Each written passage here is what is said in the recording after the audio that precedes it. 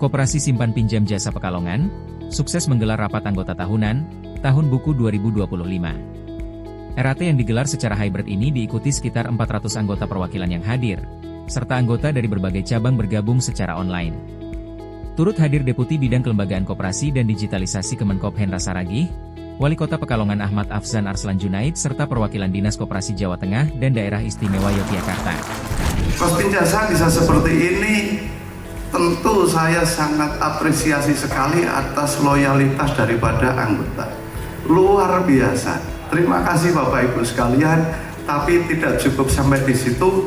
Kita harus bersama-sama membangun usaha kita bareng-bareng, membesarkan Kospinjasa ini bareng-bareng, karena Kospinjasa itu adalah milik kita semua, milik anggota.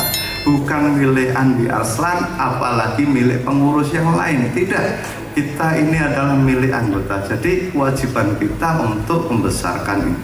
Sudah bagus, sudah besar, apresiasi sudah sangat banyak. Tetap Kospinjasa harus menjadi nomor satu, menjadi contoh koperasi yang baik di Indonesia. Kospinjasa diminta terus menjaga kinerja unggulnya sebagai barometer koperasi terbesar di Indonesia. Pesan itu disampaikan Menteri Koperasi Ferry Juliantono saat memberikan sambutan dalam RAT ke-52 Kospinjasa, Sabtu 14 Februari 2026, di Hotel Grand Keisha, Yogyakarta.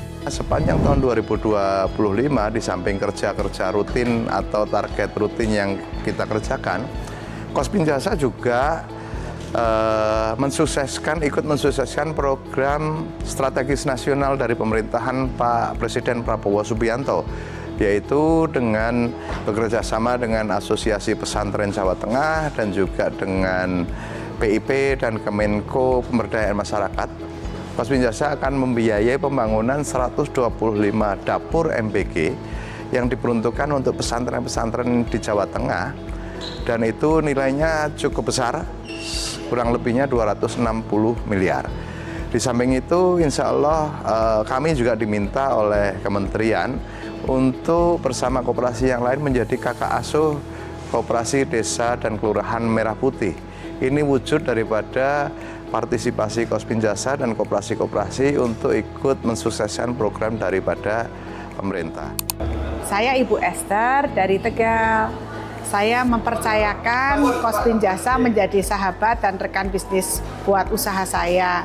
Saya memasuki kerjasama dengan Kospinjasa di tahun 2005 dan alhamdulillah sampai sekarang saya masih menjadi anggota Kospinjasa. Saya bersyukur dan berterima kasih Kospinjasa masih menjadi sahabat saya. Sekarang saya usaha di bidang otomotif dan ada di Adiwerna dengan nama toko Agus Motor. Demikian, terima kasih. Kospinjasa oke dan terpercaya. Menkop Ferry menegaskan bahwa pengalaman panjang Kospinjasa selama lebih dari 5 dekade menjadi modal kuat untuk terus tumbuh dan menjadi contoh tata kelola koperasi modern di Indonesia. Menurutnya, Kospinjasa telah menunjukkan kemampuan menata organisasi dan keuangan secara profesional. Hal ini tercermin dari pertumbuhan aset yang telah mencapai 7,33 triliun rupiah, serta simpanan anggota sebesar 5,6 triliun rupiah. Sebagai Menteri Koperasi ingin menyampaikan apresiasi atas kiprah Kospinjasa selama ini, jadi dari yang konvensional 52 tahun dan kemudian yang syariah sudah 3 tahun. Dan betul Pak Andi, saya datang ke sini selain karena takut dengan Pak Andi, saya merasa Kospinjasa memang adalah salah satu koperasi kebanggaan dari koperasi di Indonesia. Dan itu terlihat dari kinerja tahun 2025 yang ini asetnya aja 7,31 triliun dan terrealisasi 7,33 atau naik 134% dari target. Dan kemudian juga dari simpanan dan tabungan anggota itu dari yang ditargetkan 4,74 realisasi 5,6 triliun. Tepuk tangan buat Kospinjasa. Kospinjasa itu paling top. Itu 52 tahun memberikan kiprah yang terbaiknya, dan memang Kospinjasa adalah kebanggaan dari koperasi di Indonesia. Tadi saya menyampaikan supaya Kospin Jasa juga ikut membantu program strategis nasional Koperasi Desa Kelurahan Merah Putih dalam bentuk pembangunan pusat distribusi barang yang dibutuhkan oleh Koperasi Desa Kelurahan Merah Putih, dan juga selain mendistribusikan atau menjual barang ke koperasi desa, juga diharapkan nanti pusat distribusi ini bukan hanya jadi pusat distribusi, tapi nanti akan menjadi off-taker dari seluruh produk dari masyarakat, apakah tanaman pangan, hortikultura, buah-buahan, sayuran, peternakan, perikanan, kerajinan, kuliner, dan lain sebagainya. Inilah yang sebenarnya oleh Pak Presiden kemarin sampaikan, tidak boleh lagi ada barang-barang yang tidak terserap atau dibeli. Dan nanti koperasi desa bekerja sama dengan pusat yang nanti akan mendistribusikan juga menerima dan nampung barang itu, nanti dibantu sama Kospin Jasa. Gitu. Terima kasih. Sekali lagi, selamat RAT buat Kospin Jasa.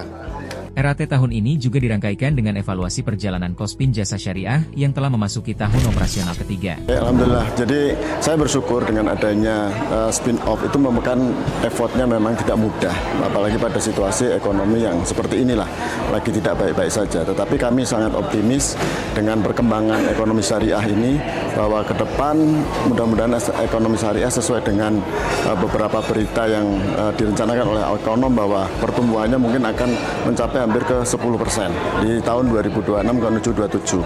Saya harapkan bahwa dengan spin-off ini bukan menjadikan kita berpisah, tidak, tetapi adalah ini merupakan semangat baru bagi KSP konven maupun bagi syariahnya. Kenapa? Karena di lapangan alhamdulillah, jadi bukan kita bersaing, tetapi dari semua staf kami ini saling meningkatkan potensi prestasinya masing-masing, sehingga alhamdulillah KSPPS Kospin Jasa Syariah untuk tahun buku 2025 ini bisa mencatatkan untuk aset lebih dari 7,49% kenaikan aset. Artinya walaupun dalam kondisi ekonomi seperti ini, KSPPS Kospin Jasa Syariah tetap survive, tetap bisa bertahan.